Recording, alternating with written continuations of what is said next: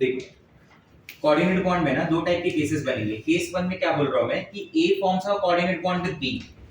ये जो एरो है, जिस तरफ से एरो अराइज होता है वो कौन होता है? डोनर। जिधर एरो जाता है वो कौन है? एक्सेप्टर। बिकॉज़ वी से arrow is always towards acceptor. ये डोनर और ये कौन? एक्सेप्टर। अब मैं ऐसा मान रहा हूं कि that electronegativity of acceptor is greater than the electronegativity of donor. It means B is more electronegative than A। यही बात हुआ ना, B is more electronegative than A। अब मान लो जो मैं ऑक्सीडेशन नंबर का डेफिनेशन बोलता हूँ उसके अकॉर्डिंगली अगर ये बॉन्ड ब्रेक हुआ तो ये बॉन्ड का दोनों इलेक्ट्रॉन किधर जाना चाहिए? A की तरफ या B की तरफ? B की तरफ। मतलब दो का दोनों इलेक्ट्रॉन किसने लिया? उसमें से उसका खुद का कितना इलेक्ट्रॉन था? 0। क्योंकि ये तो दोनों मिला हुआ है तो B पे चार्ज क्या बन गया?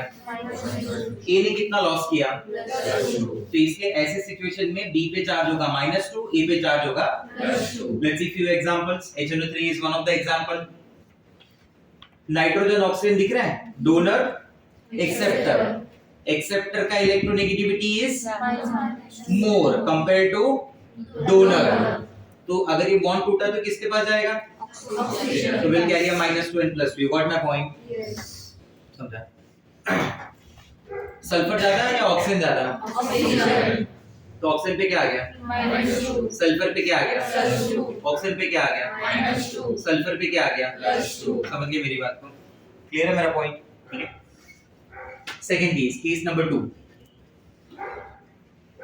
मैं बोलता हूं इस बार बॉन्ड ऐसा बना, बॉन्ड कुछ इस तरीके से,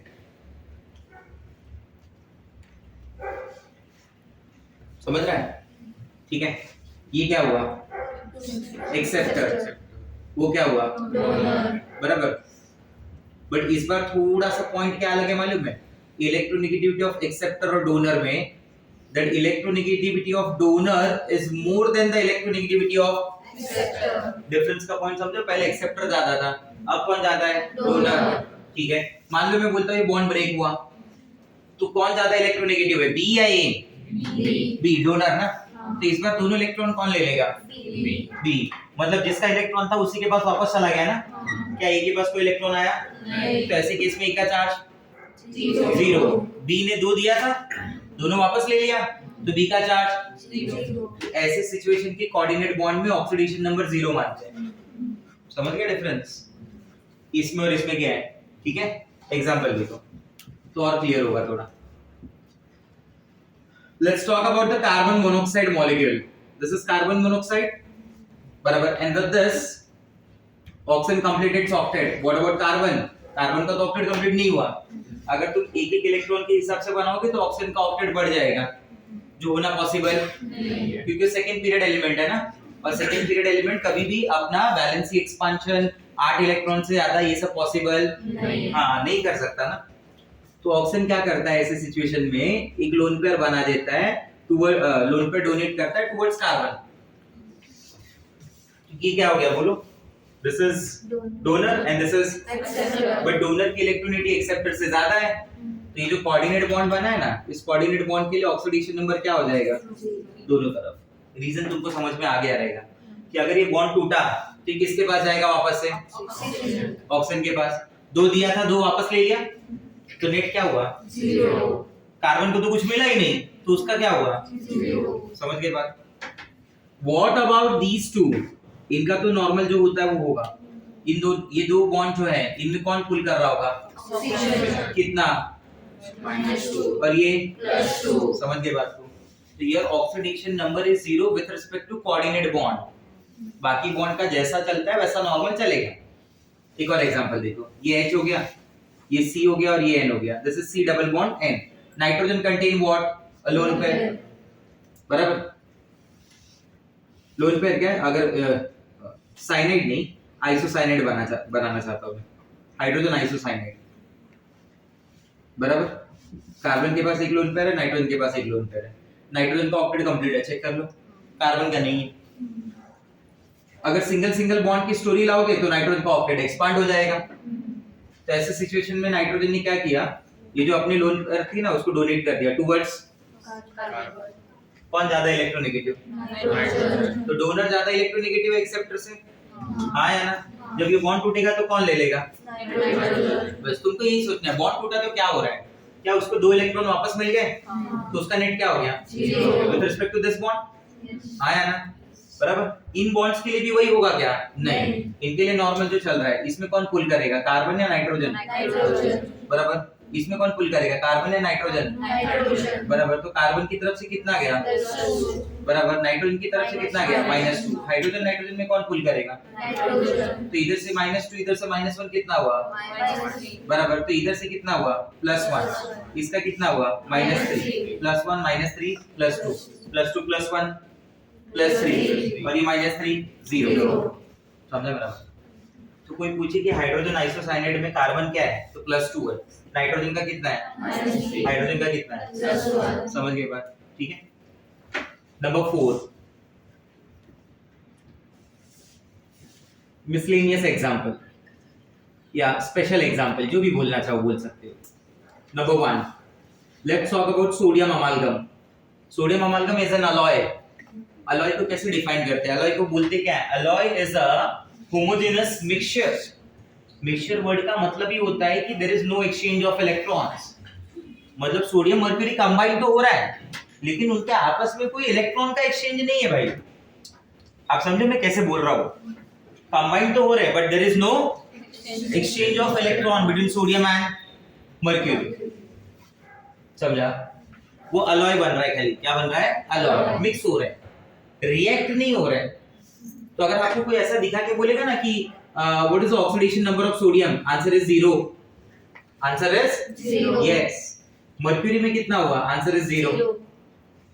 आप समझे मेरी बात को? ठीक है। नंबर 2 में जैसे मैं बोल दूं कि मैंने एक जगह लिखा हुआ है, मान लो ऐसा, इसको बोलते हैं पेंटा कार्बोनिल आयरन। इस कंपाउंड का नाम क्या हुआ? पेंटा कार्बोनिल। हाँ, मैंने आपको बताया भी ये कंपाउंड एग्जांपल्स में दिए थे ना, 125 126 30 एग्जांपल दिए थे ना, उसमें ये कंपाउंड था पेंटा कार्बोनिल आयरन। तो इसमें जो कार्बन मोनोऑक्साइड है ना, इसे कार्बोनिल के नाम से बुलाया जाता है। इसका जो ओवरऑल ऑक्सीडेशन नंबर है वो अपन कितना मानते हैं? बराबर। तो Fe कितना आएगा? 0। मतलब there are few compounds in which transition element Fe, nickel, ऐसे एलिमेंट की ऑक्सीडेशन नंबर 0 भी हो सकती है। तो 0 आए तो शॉक नहीं होना है, ये समझ आ रहा है कि हाँ इसमें 0 भी पॉसिबल है। ठीक है।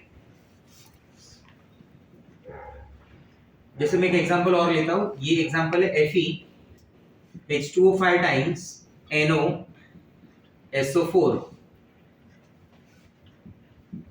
ठीक है, H2O5 times NOSO4। This is called brown ring complex. क्या नाम है इसका? Brown ring complex. ये ब्राउन रिंग कॉम्प्लेक्स के नाम से बुला जाता है। ठीक है। तो इसमें वाटर को तो ऑक्सीडेशन नंबर में क्या मानेंगे? 0। सल्फेट को क्या मानते हैं? -2। ये जो NO है ना, NO ये थोड़ा स्पेशल है। वहां पे नॉर्मली NO को 0 माना जाता है, बराबर। बट इधर जो NO है ना, इस केस में NO न्यूट्रल हुआ ना ओवरऑल, बट वाटर के साथ में जब भी NO होगा which is called nitrosyl, its oxidation number is taken as +1। और इसके एक्सपेरिमेंटल एविडेंसेस है जो मैं आगे बोलने वाला हूं। ऐसा नहीं कि ये थ्योरेटिकली बोल दिया गया है खाली। इधर हुआ क्या है? Fe को मैं x मान के चल रहा हूं, बोलो हाँ या ना। वाटर कितना हो गया? 0। ओके। NO को क्या मानोगे? सल्फेट को क्या मानोगे? Equal to 0। -2 +1 on the other hand x is equal to generally जब आपको याद है ट्रांजिशन मेटल में मैंने Fe दिखाया था, तो मैंने बोला था Fe give you only 2 oxidation number, one is +2 and the other one is +3। 2 he oxidation number देता है, या तो +2 या तो +3। इधर Fe क्या दे रहा है? +1। इसके एक्सपेरिमेंटल एविडेंसेस हैं अपने पास कि ये Fe +1 में मिलता है, बराबर। तो दिमाग में ये बात बिठा के रखनी कि whenever NO is present with water, वो वाटर के कॉम्प्लेक्स के साथ में जब हो, किसी कॉम्प्लेक्स में वाटर के साथ हो, तो that NO is always considered as a +1, otherwise NO is 0। otherwise NO is 0। with water है कॉम्प्लेक्स अगर, तो वो क्या माना जाएगा? +1। इसलिए उसको अलग एग्जांपल में रखते हैं थोड़ा। फोर्थ, कई बुक्स में अभी भी ऐसा है कि वो +2 लिख रहे हैं, बट वो गलत है, बराबर। वो बुक्स में जो आंसर है +2 वो गलत है। Answer is +1, remember. Number 4, fourth ना ऐसा है 0.930। such kind of compounds are popular by the name of non-stoichiometric, non-stoichiometric, non-sociometric compounds। जब दो एटम के बीच में रेशियो प्रॉपरली मेंटेन नहीं है होल नंबर्स में, तो ऐसा कंपाउंड को नॉन स्टोइचियोमेट्रिक बोलते हैं। ऐसा कंपाउंड्स को क्या बोलते हैं? नॉन स्टोइचियोमेट्रिक। दिख रहा है ये नॉन स्टोइचियोमेट्रिक कंपाउंड हुए, बराबर। देखो मैं इनको ऐसे बोल रहा हूँ कि मैं इसको ऐसे लिखूंगा Fe 93/100 क्या आ जाएगा? O आ जाएगा। मैं इसको ऐसे भी लिख सकता हूँ ना फिर, Fe 93O100 क्या बोलते हो? सही है। अरे O 100 उस तरफ मल्टीप्लाई हो गया ना 1 में, नहीं गलत लग रहा है? बराबर ना। तो इसको मैं ऐसे लिख सकता हूँ Fe, मान लो मैं Fe को मानता हूँ कि X है, तो इसका नंबर क्या हो गया? 93X। What is the charge on oxygen? -2. How many times? Overall 0. तो ये क्या हो जाएगा? 93X is equal to X is equal to 193। वो कुछ एवरेज ऑक्सीडेशन नंबर जैसा लग गया ना मुझे। ये तो फ्रैक्शन में आ रहा है, फ्रैक्शन में कैसे इलेक्ट्रॉन दे रहे हैं? बराबर ना। तो इसका मैं पॉइंट समझाता हूँ। Fe ना दो ही ऑक्सीडेशन स्टेट में आता है। Fe या तो +2 में आता है या तो आया समझ में?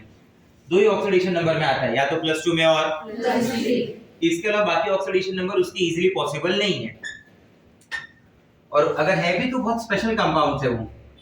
तो मैंने बोला कि अगर ये +2 में होगा तो उसके लिए तो 100 Fe होना चाहिए, और +3 में होगा तो अलग नंबर होना चाहिए वो। तो फिर ये तो दोनों में सेट नहीं हो रहा है, दो में भी नहीं और हाँ, तो अपन ने ऐसा माना let number of Fe+2 ion इकडे मध्ये, अरे मतलब इसके मध्ये कितना? X। Let number of Fe+2 ion is X। तो नंबर ऑफ Fe+3 आयन कितना हो जाएगा? अरे बाकी बचा हुआ ना 93 माइनस किसका X माना है तो उसको 2X मान लो, ऐसा नहीं ना भाई? हाँ, चार्ज ऑन Fe+2 आयन कितना हो जाएगा फिर? एक Fe+2 पे कितने का चार्ज है? +2 का ना। अरे एक Fe+2 आयन पे कितने का चार्ज है? अब तुम्हारे पास Fe+2 कितने हैं?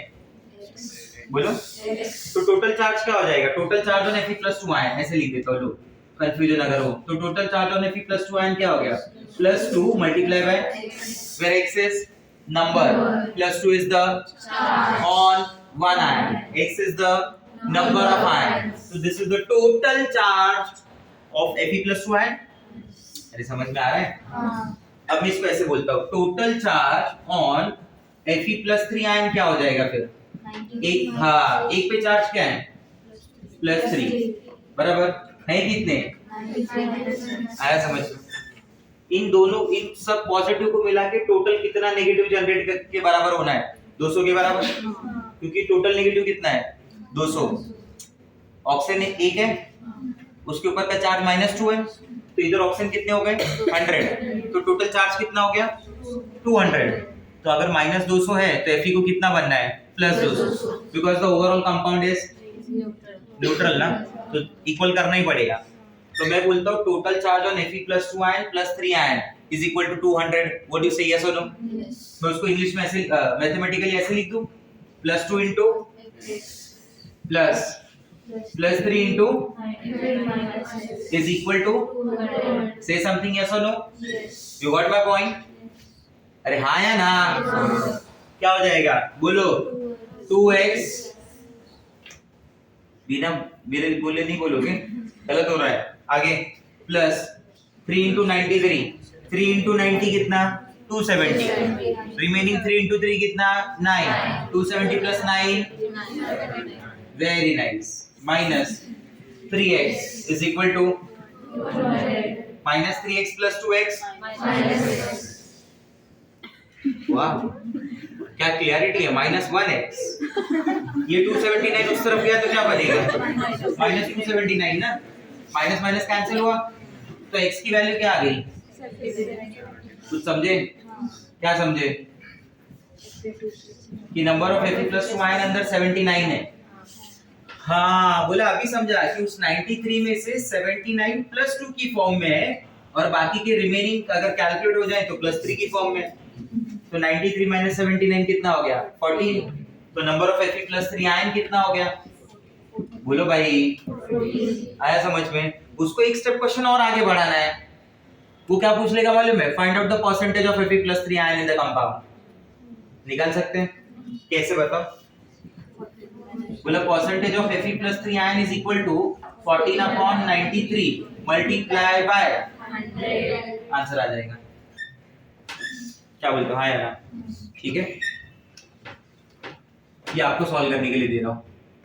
Sn 0.90O बराबर। Again it is an example of non stoichiometric compound as the ratio is not maintained बराबर। होल नंबर वाला वो रेशियो नहीं है अपने पास अभी।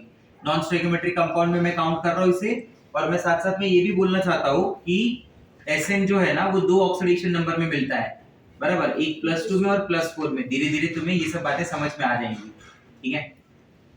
Sn is found in two state, +2 and +4. +2 में it is called stannous and +4 में it is called stannic. समझा मेरा बात? Less us अधिक एक, less us अधिक less अधिक वैसे ही। This is ferrous. This is less अधिक। तो जब लेस होता है तो नेम अस से एंड होता है, जब अधिक होता है तो नेम इक से एंड होता है। समझ गए बात को मेरे? ठीक है, ये कॉपी करेंगे, वो वाला स्टार्ट करेंगे।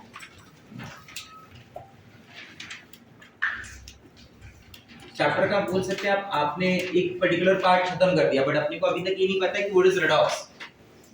ठीक है, तो बेसिकली रेडॉक्स में ऐसे बोल रहा हूँ कि is a combination of two words, oxidation and reduction. जैसे उधर सब नहीं था विराट प्लस अनुष्का, तो आपने इधर ये सब बहुत पहले से बाबा, उन्होंने अपने को कॉपी किया, अपन ने उनको कॉपी नहीं किया है, ठीक है। रेडॉक्स रिएक्शन में तो दो वर्ड से समझा, कौन से दो वर्ड हो गए? ऑक्सीडेशन और रिडक्शन। ऑक्सीडेशन और रिडक्शन। अब ऑक्सीडेशन रिडक्शन का मीनिंग समझने के लिए ऑक्सीडेशन को अपन ऐसे याद कर रहे हैं, तो ये टर्म में इसके कई सारे पॉइंट्स क्लियर हो जाएंगे। मैं ऑक्सीडेशन को बोल रहा हूँ क्लियरली बराबर, जिसमें ये जो टर्म है ना, ये वाला, ये क्या हो गया? देखिए, ये हो गया लॉस, ये हो गया इलेक्ट्रॉन, और ये हो गया ऑक्सीडेशन। समझा मैं क्या बोलना चाहता हूँ? कि अगर लॉस ऑफ इलेक्ट्रॉन कोई कर रहा है तो वो क्या होगा? Oxidation. And loss of electron is called as de-electronation. जैसे आप हैलोजन ऐड करते हैं तो आप बोलते हैं हैलोजिनेशन, और हैलोजन जब निकालते तो बोलते हैं डी-हैलोजिनेशन। हाँ या ना? हाइड्रोजन ऐड करते तो बोलते हैं हाइड्रोजिनेशन, हाइड्रोजन निकालने लगते तो बोलते हैं डीहाइड्रोजिनेशन। यस और नो? तो ये शॉर्टकट से ना इसके सारे डिफरेंसेस के पॉइंट्स क्लियर हो जाएंगे, ठीक है। तो लॉस ऑफ इलेक्ट्रॉन क्या बोल रहा हूं मैं? Loss of electron is called oxidation. जैसे मेरे पास A है, मान लो A become A+2 by loss of 2 electron, A become A+2 by loss of 2 electron। तो मैं बोलूंगा A atom, इसका इंग्लिश क्या हुआ? A atom undergoes oxidation। A atom undergoes oxidation। A atom का पहला ऑक्सीडेशन नंबर क्या था? 0। अभी क्या हो गया? मतलब इसका ऑक्सीडेशन नंबर बढ़ गया। मतलब जब जब ऑक्सीडेशन होता है तो ऑक्सीडेशन नंबर बढ़ता है। तो जो पीछे ONI है ना, उसका मीनिंग ये भी है, oxidation number increases, oxidation number increases बराबर। तो अगर मैं एक ऐसा 0 +1 +2 +3 +4 +5 -1 -2 -3 -4 and here it is -5। Suppose अगर मैं बोलता हूँ कि -5 से +1 हो रहा है, मतलब क्या हो रहा है प्रोसेस? ऑक्सीडेशन।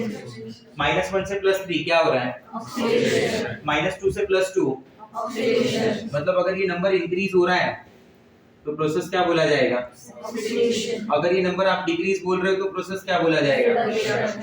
इसका उल्टा रिडक्शन हुआ। समझ गए बात को? बोलो हाँ या ना? ठीक है। इसमें जो O है इसका मीनिंग ऐसे भी है, एडिशन ऑफ ऑक्सीजन। O का मीनिंग क्या हो गया? Addition of oxygen. और जो EN है ना, EN, उसका मतलब है addition of electronegative element, addition of electronegative element, ठीक है। तो चार टर्म में डेफिनेशन बोली मैंने। पहली, loss of electron also called as de-electronation. दूसरा, Increase in oxidation number is called oxidation. Addition of oxygen is called oxidation. उसका उल्टा क्या बोल सकते हो? Removal of hydrogen is called oxidation. addition of electronegative element is called Oxidation. reduction. बोल के बताओ. पहला gain of electron. दूसरा oxidation number बराबर. तीसरा addition of oxygen उधर addition of hydrogen या फिर removal of Oxygen. yes. चौथा addition of electronegative उधर addition of electropositive. metals are electropositive, non metals are electronegative. simple ऐसे याद करना है. समझ गए बात को? क्लियर है मेरा पॉइंट? बोलो हाँ या ना. ठीक हो गया. ऐसा प्रोसेस जहाँ पे ऑक्सीडेशन रिडक्शन साइमल्टेनियस होता है उसको बोलते हैं रेडॉक्स. उसको क्या बोलते हैं? Redox. Process in which oxidation and reduction takes place simultaneously. It is called Redox. उस रिएक्शन को अपन रेडॉक्स रिएक्शन के नाम से बुलाते हैं. किस नाम से बुलाते हैं? Redox. अब समझे मेरी बात?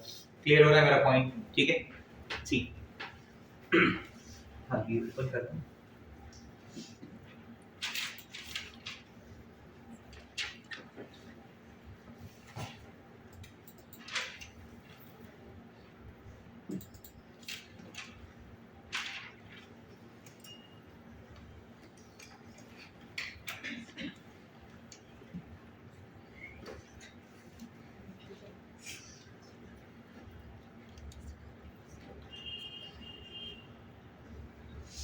देखो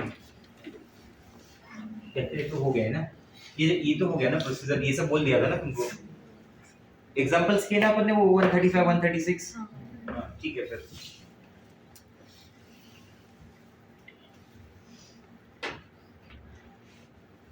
this is fractional oxidation number.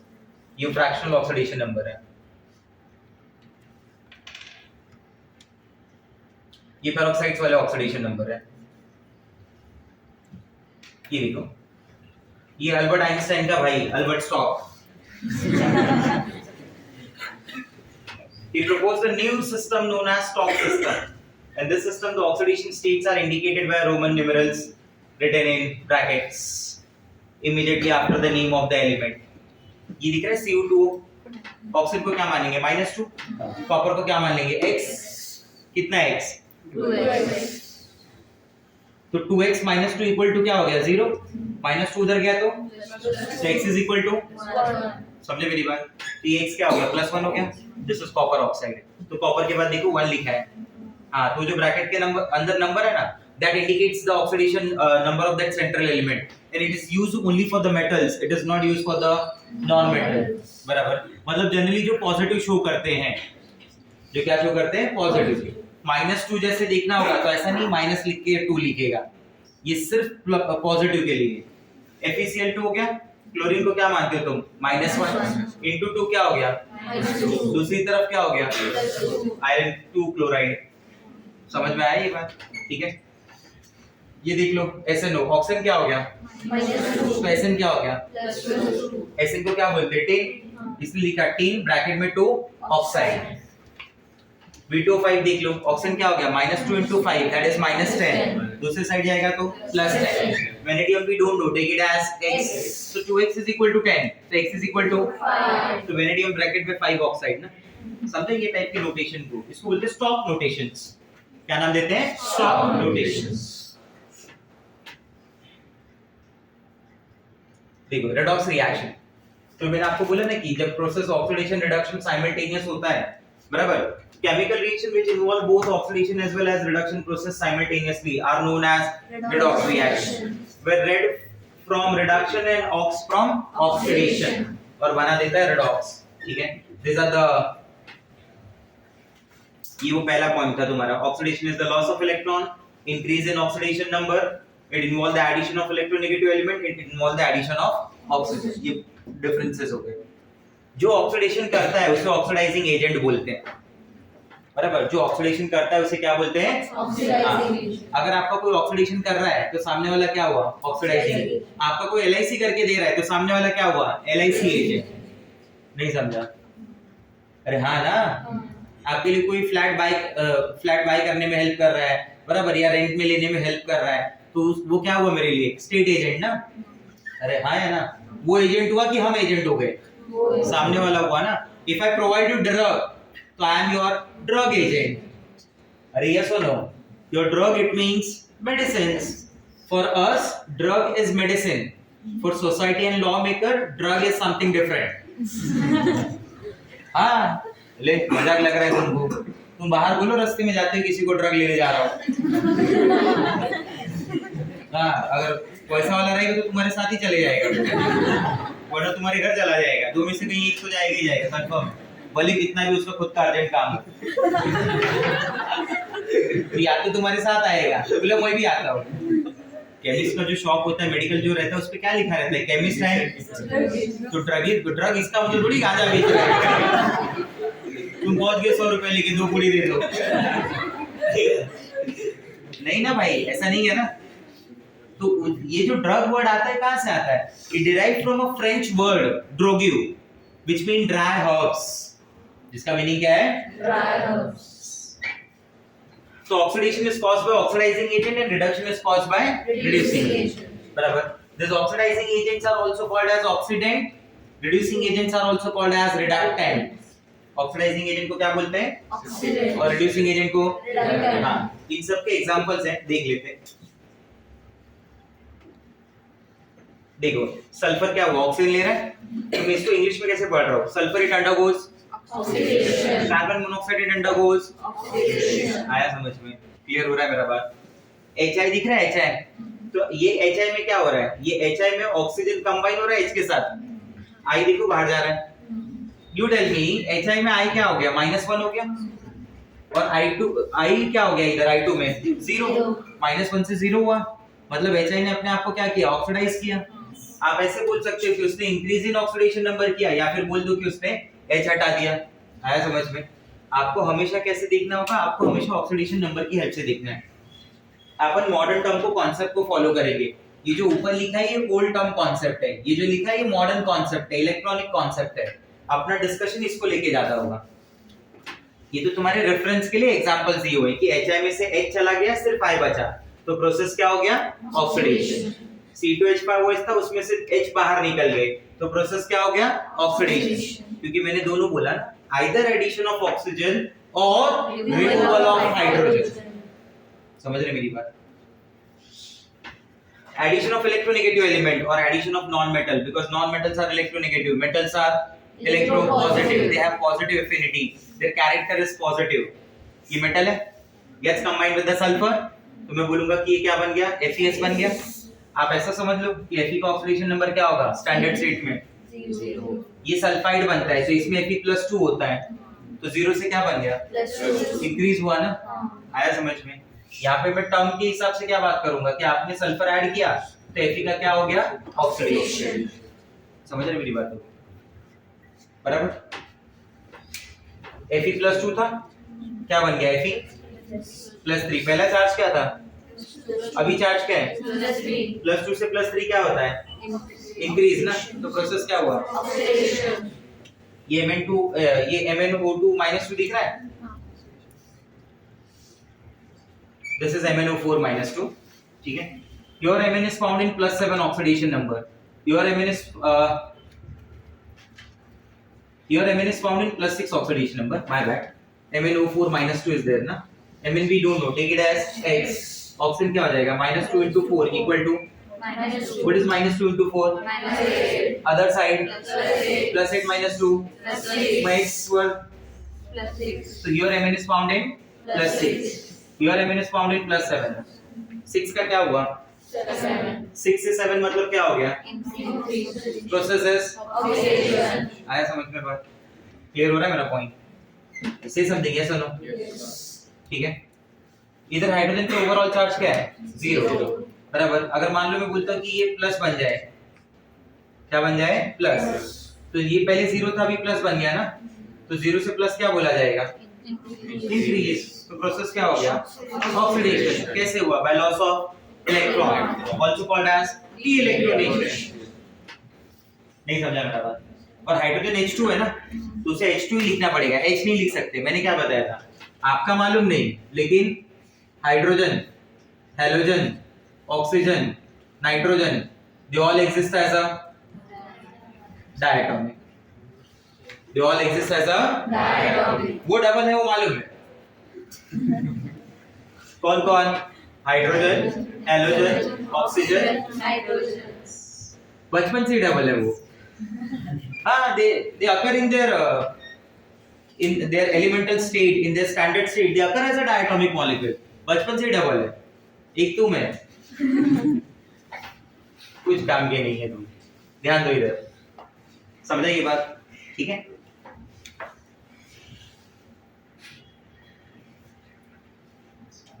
Redox का एक एग्जांपल समझाता हूँ काफी पॉपुलर एग्जांपल है ये सॉल्यूशन है कॉपर सल्फेट का इसमें वो इलेक्ट्रॉन का ट्रांसफर आपको समझ में आएगा this is aqueous solution of copper sulphate which is blue in colour ठीक है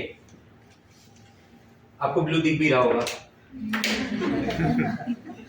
it is blue in color now what happened you know when zinc rod is dipped or zinc rod is immersed in the solution this is zinc rod ठीक है इसके अंदर मैंने zinc rod immerse कर दी है ये सॉल्यूशन किसका है aqueous copper sulfate का मैंने क्या ऐड किया zinc rod now what happens when zinc rod is immersed in aqueous solution of copper sulfate क्या देखा गया था बराबर ऑब्जर्वेशन क्या आया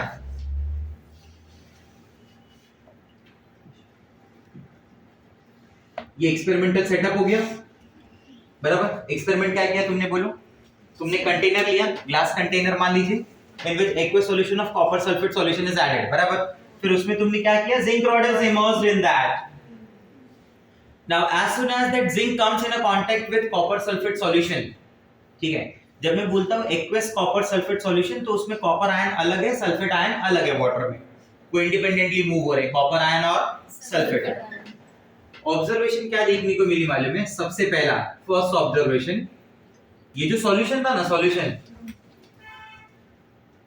it becomes colourless after some time that solution becomes Colorless. Blue colour का है फेड हुआ फेड होने के बाद खत्म हो गया फेड हुआ फिर खत्म हो गया दूसरा second point size of zinc rod decreases काफी एक्सटेंट तक जिंक रॉड की साइज डिक्रीज हो गई तीसरा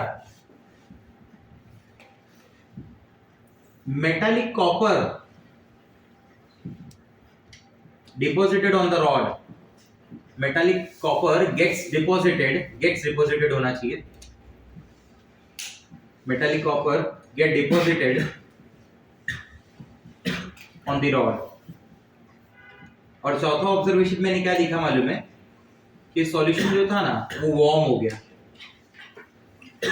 सॉल्यूशन जो था वो क्या हो गया वार्म समझता है ना क्या हाँ ऐसा क्यों हुआ रहेगा हीट निकली रहेगी ना गर्म तो तभी होगा ना जब हीट निकलेगी ऐसे अपने आप थोड़ी गर्म हो जाएगा तुम गैस चालू नहीं की कंटेनर ले जाके रख दिया और बोले कंटेनर गर्म हो गया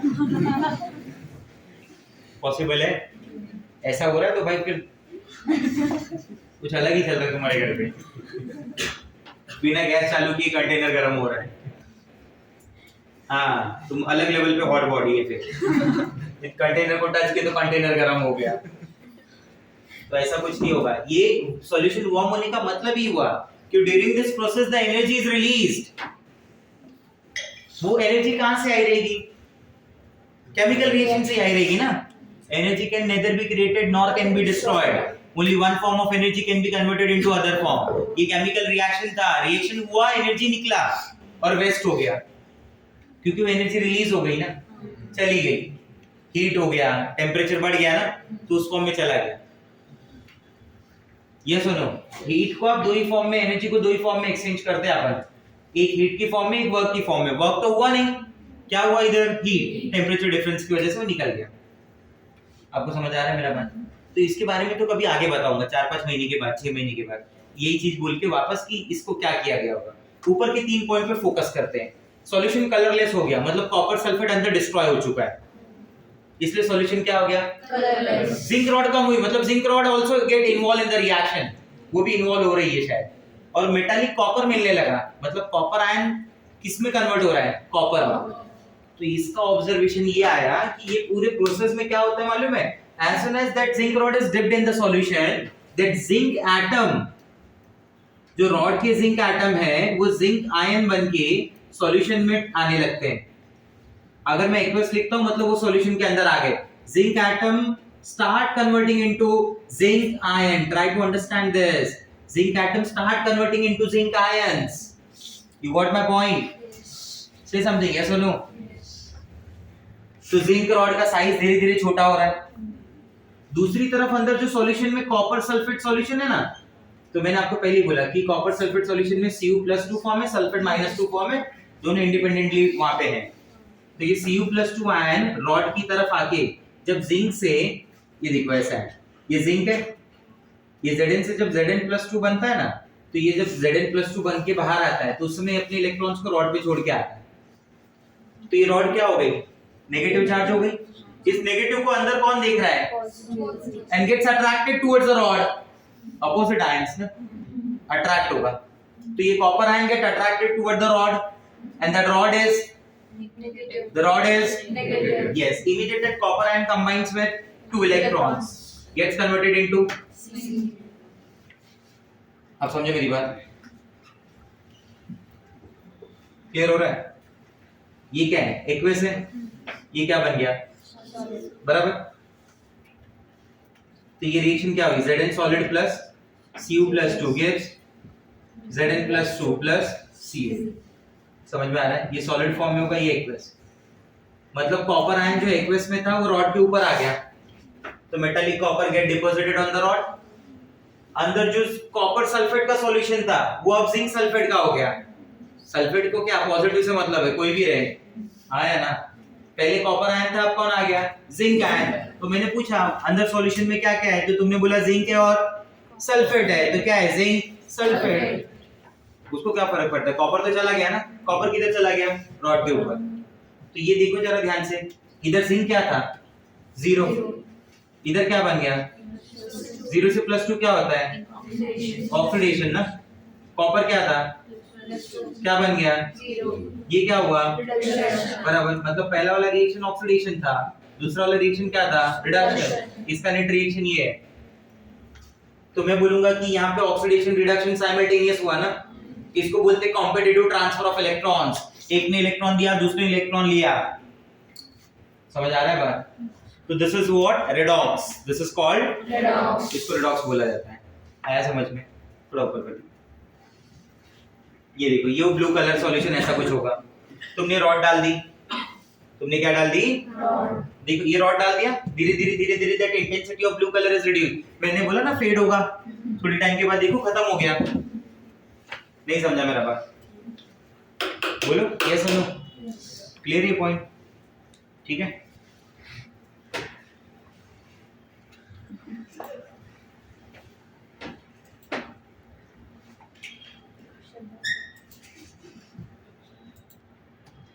इजेक्ट कर देना पहले, वरना मालिक को मालूम पड़ा तो चिल्लाएंगे उधर से, पेन ड्राइव बिना इजेक्ट किए निकाल दो।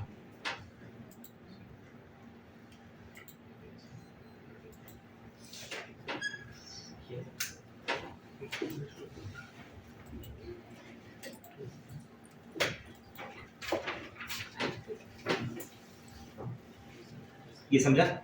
क्लियर हुआ? देखो कुछ टाइप के सब्सटेंसेस पे बात कर रहे हैं अपन।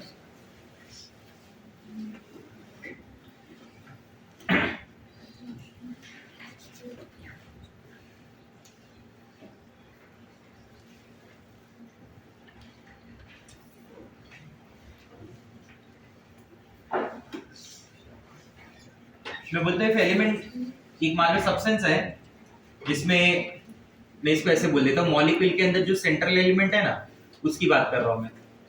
बेसिकली जो सेंट्रल एलिमेंट है मेरे पास में उसकी बात कर रहा हूँ। If that central element is found in its minimum oxidation number, मान लो एक सेंट्रल एलिमेंट है तुम्हारे पास जो अपने मिनिमम ऑक्सीडेशन नंबर में, मतलब इससे कम होना पॉसिबल नहीं है। तो अगर वो रिएक्शन में जा रहा है, रिएक्शन में इन्वॉल्व हो रहा है, तो अपने ऑक्सीडेशन नंबर को क्या करेगा? और कम करेगा या बढ़ाएगा? बढ़ाएगा। बढ़ाएगा, क्योंकि मैं बोल रहा हूँ ना मिनिमम है। आया समझ में? ये ऐसी सिचुएशन है, ये मान लो बाबू, ये कौन? बाबू, ठीक है, और ये माउंटेन है, बराबर।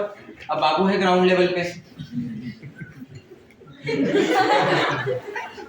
बाबू किधर है? ग्राउंड लेवल पे। अब माउंटेन चढ़ना है तो मोटिवेशन में थोड़ा तो चढ़ जाएगा ना बाबू, अगर 0 पे है तो। हाँ या ना? यस और नो?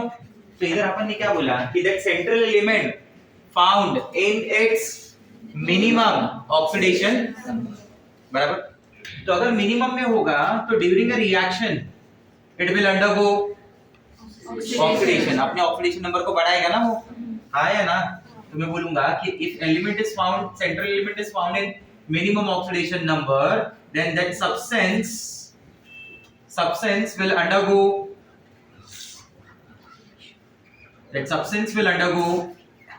undergoes oxidation। मतलब वो क्या करेगा? अपने ऑक्सीडेशन नंबर को बढ़ाएगा। बोलो हाँ या ना? क्योंकि वो ऑलरेडी मिनिमम में है। यही मिनिमम है ना, आपके जमीन के नीचे थोड़ी चला जाएगा। अरे बोलो यस और नो? हाँ या ना? आपके में से किसका नाम बाबू है तो इग्नोर करे बाबू, उसकी बात नहीं हो रही है। नहीं तो कोई बोले मेरा एग्जांपल दे रहे बाबू बाबू बोल रहे। देखो राजवर्धन का नाम बाबू है। अरे कभी कभी घर वाले नहीं और भी कोई बुला देता है, वैसा भी तो रहता है। पक्का?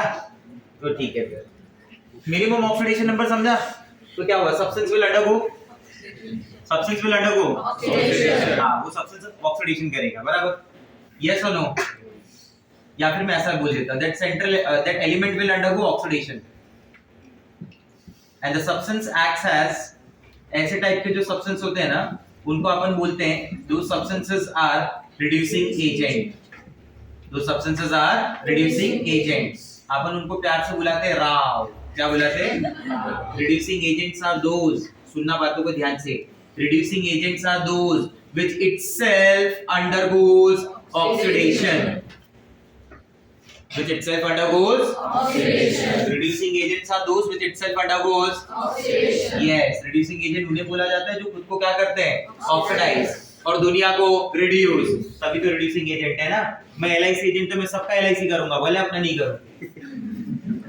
अरे हाँ यार, यस और नो?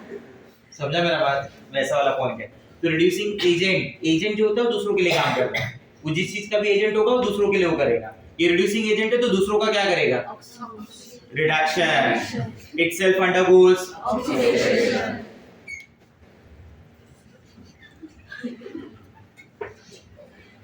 समझा नहीं समझा मेरा बात? क्लियर? ठीक है, देखो मैं बताता हूँ एग्जांपल। मैं जैसे सबसे पहले एग्जांपल ले रहा हूँ अमोनिया मॉलिक्यूल NH3, बराबर। अमोनिया मॉलिक्यूल में जो नाइट्रोजन है that belongs to group number 15। How many valence? 5 अगर वैलेंस होगा तो मैक्सिमम +5 बनेगा और मिनिमम -3 बनेगा, बताया मैंने ये। तो your nitrogen is found in -3, it mean the nitrogen is present in its minimum oxidation number. So during a chemical reaction that ammonia will always act as a which kind of agent? Reducing agent। Ammonia हमेशा अपने oxidation number को बढ़ाएगा, मतलब खुद को क्या करेगा?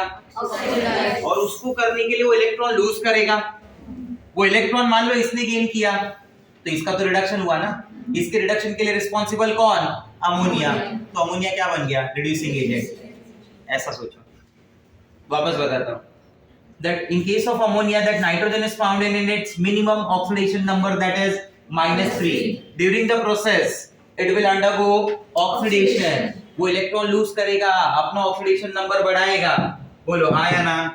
तो कौन से एजेंट का काम कर रहा है? Reducing agent. अब इसने जो इलेक्ट्रॉन लूज किए कोई ना कोई तो गेन कर रहा है। मान लो इसने गेन किया तो इसका क्या हो गया? Gain of electron. What is gain of electron? Reduction. तो ये क्या हो गया? ये रिड्यूस। बोलो हाँ या ना? तो इसको रिड्यूस करने वाला कौन? इसका रिडक्शन करने वाला कौन? अमोनिया। तो इसलिए वो कौन सा एजेंट? Reducing agent. इसलिए राव लिख के दिया है reducing agents are those which itself undergoes oxidation. Yes, जैसे मान लो मैं H2S की बात कर रहा हूँ। इन H2S that sulfur is found in -2। in H2S that sulfur is found in -2। Yes, ये भी सेम काम करेगा क्योंकि मिनिमम हो गया ना ये। ऐसे में बोलता हूँ HCl में क्लोरीन क्या है? -1। हैलोजन का -1 मतलब मिनिमम, मैक्सिमम +7, मिनिमम -1।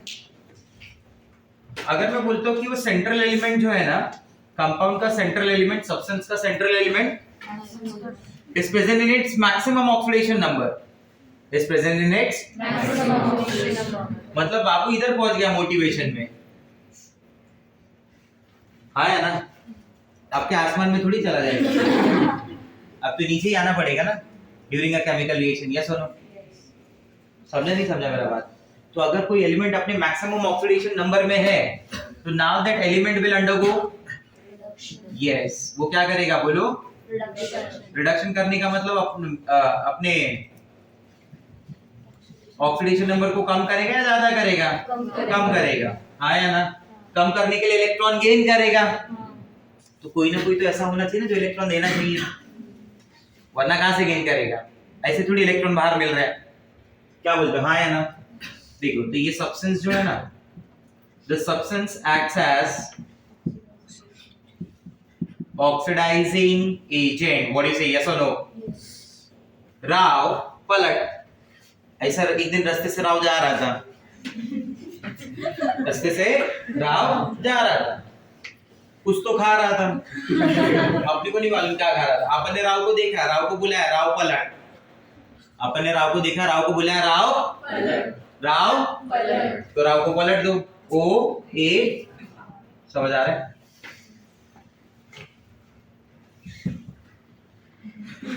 बराबर, क्या बन गया बोलो?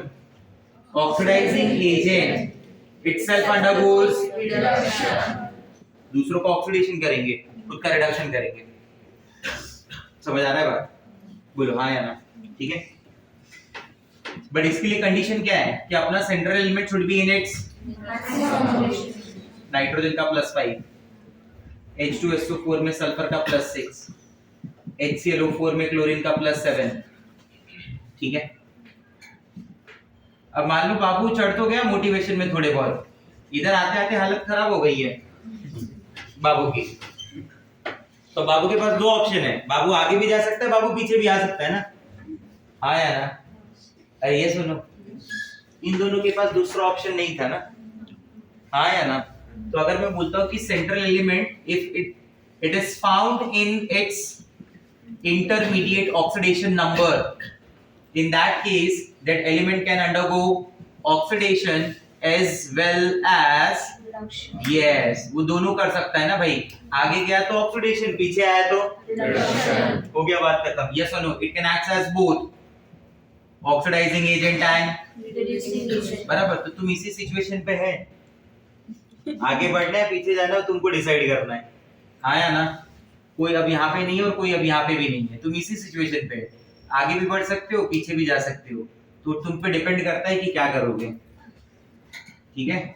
अब इससे ज्यादा बड़ा एग्जांपल नहीं देके बता सकता तुमको मैं बोलता हूँ जैसे मान लो कि मैं बात करता हूँ H2O2 की, किसके? H2O2, बराबर, क्योंकि ऑक्सीजन जो है ना वो दो टाइप के ऑक्सीडेशन स्टेट दे सकता है, -2 भी देता है, 0 भी देता है, और ये हाइड्रोजन पेरोक्साइड में ऑक्सीजन -1 है, तो -1 से -2 भी जा सकता है और -1 से 0 भी तो हो सकता है, फ्लोरीन आया तो प्लस भी हो सकता है, बोलो हाँ या ना? तो ऊपर भी जा सकता है, नीचे भी जा सकता है ना, तो it can act as both oxidising agent and reducing agent. आप समझ रहे कैसे आइडेंटिफाई कर रहा हूं मैं? SO2 that sulfur is found in, तो sulfur is found in dash oxidation number +4, इकडे काय मिनिमम, इकडे काय आणि सल्फर काय, तो पुढे भी जा सकता है, आगे भी जा सकता है ना, नहीं? +4 का +6 भी हो सकता है, +4 का नहीं, समझा मेरा बात? दोनों पॉसिबिलिटी है ना, अरे हाँ ना बोलो भाई, क्लियर हो रहा है? ठीक, कैसे टाइप का एजेंट का काम करेगा? It will act as both oxidising and reducing, yes.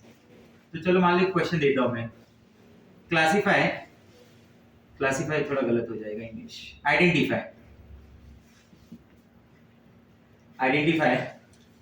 the oxidizing agent and reducing agent in the following reactions, जो given reactions होंगी उसमें आइडेंटिफाई करना है कि कौन ऑक्सीडाइजिंग एजेंट का काम करेगा और कौन रिड्यूसिंग एजेंट का काम करेगा, ठीक है। तो सबसे पहला जैसे मैं ले लेता हूं कि मान लो Zn है, Zn + U + 2 है, और बन रहा है Zn+2 along with Cu। ठीक है, पहले तो ये आइडेंटिफाई करना जरूरी है whether it is redox or not, redox का रिएक्शन है या नॉन redox रिएक्शन है।